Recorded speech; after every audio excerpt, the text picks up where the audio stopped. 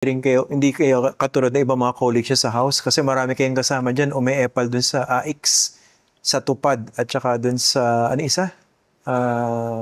AKAP. AKAP. Yung pinaka-controversial, di ba? Nangunguna dyan si Speaker Romualdez.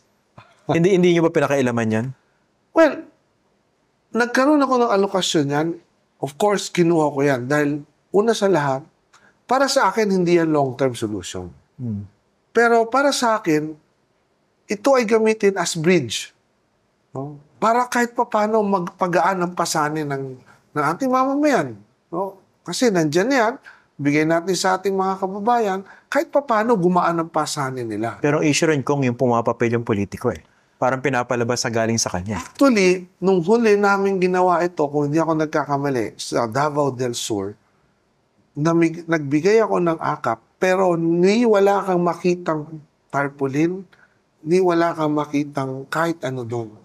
Hindi po ako nagsalita ron. Punta ako para makita kung paano. Kasi yan po ang ating pong gawa, no? Yung parang maitulong kung paano po natin maibigay. No? So, tinignan po natin ito. At ito po, even po yung mga relief goods natin pagdating po ng kung may kalamidad, no? Hindi po tayo nagpapatawag, no? Kasi ito nga po yung akin, parang ang hirap naman, magbibigay ako ng relief goods, ipapatawag ko lahat, mag-aantay ng alas 7 ng umaga, alas 11 na, hindi pa nakakauwi. Kawawa naman yung Kawawa ng tao doon. Tao bayan. Kahit sa distribution po ng mga ganito, hindi po tayo nagpapatawag. Ang ginawa po natin doon sa Davao del Sur, naka-schedule ang tao. So, 7 to 8, ito lang ang taong pupunta. 8 to 9, itong mga taong itong pupunta. 9 to 10, itong mga taong pupunta. Bakit po pala Davao del Sur? Para sa kaalaman ng mga viewers. Well, kasi nagkataon si Governor Mark Cagas, nakausap ko, humingi sa akin ng tulong. So, doon ko po nilagay. Kasi party list kayo.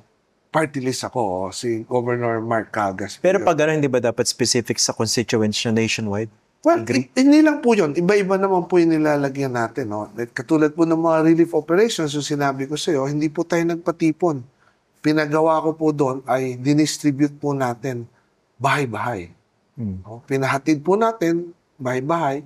Ginamit natin yung mga TODA. Ang nakakatuwa nga, nung nalaman ng mga TODA na ito ay relief operations, hindi po nagpabayad, naging bayanihan. So, ganun po ang nangyayari. Yung bang kung yung sinasabi ng 7